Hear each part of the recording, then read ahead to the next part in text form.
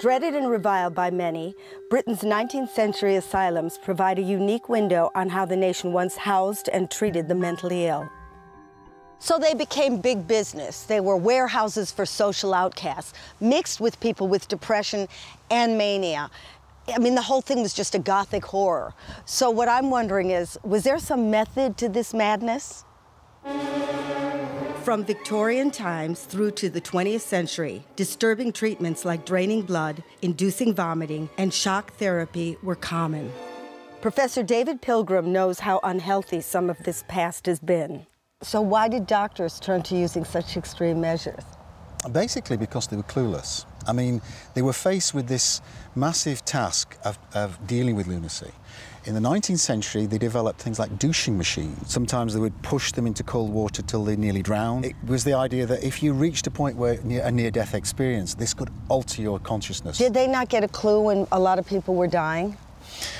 Yeah, most of the treatments were either useless and sometimes were very harmful. And therefore, that was just a cue to go on to try something more extreme. For example, Benjamin Rush, he believed that lunacy was to do with fluctuations in blood flow to the brain. He had these strange chairs. One was a tranquilizing chair that patients had a box over their head. What did the box help with? It altered the temperature around the head, and so it altered the blood flow.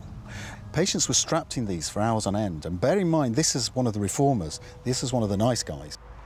You may think that the doctors who were using these treatments meant they were sadists, but they were just using methods that were available in the day. And actually, they were doing the best work they could. But to me, these therapies were just grotesque. Here in Bristol, Dr. Ishan Mian is curator of the museum, which houses some of the former asylum's most alternative therapies. Among the exhibits are some extreme methods of brain surgery to cure mental illness. Is this a lobotomy? Yeah. Show me. Where would you go in? You go up here and you just hammer it in. Was the patient unconscious when this was happening? I think the patient wasn't unconscious. The patient was actually, around. I don't think they gave any injection to relieve the pain at that stage. What is this? This is to hold the skull, in place, that it is held in one position. Right. Is this the first electroconvulsive therapy machine? It sends the electric volts through your head? Yes. It's not plugged in. Where does it go? Here? I think it goes on the both sides to the temporal lobe area. Right. And first ECT in this country was given 1939. You will be surprised to know it was not given to a man or a woman. It was given to a sheep. I don't know what to say. Did the sheep feel better? Exactly.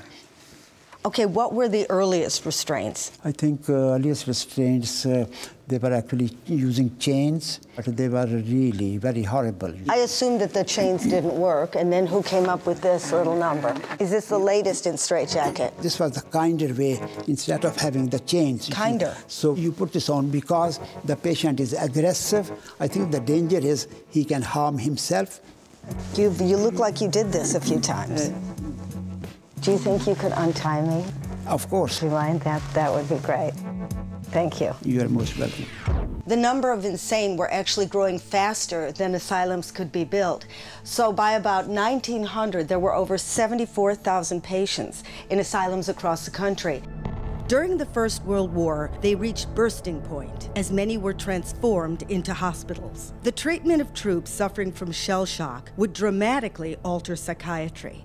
A third of those coming back from the trenches were called mental cases. What kind of treatments were used for shell shock? There were some doctors who, for instance, would pull the tongue out and put a shock on it. That whole tradition of physically attacking the body when you're faced with an incomprehensible mental health problem. There was still that tradition, but it was at a time, though, when talking treatments were coming in, and also the idea that maybe the environments that people are in were really the source of people's distress and mental health problems in the military. So they could see that some other factor. Something else was going on. Right. Looking back, these treatments seemed totally inhumane, but at the time they were thought to be the best methods of helping patients. I wonder what people will think about the methods we use today. Do you think they'll admire the sophistication, or maybe they'll shake their heads in horror at how primitive it is? I'll let you know in about 100 years. Is there a gift shop here?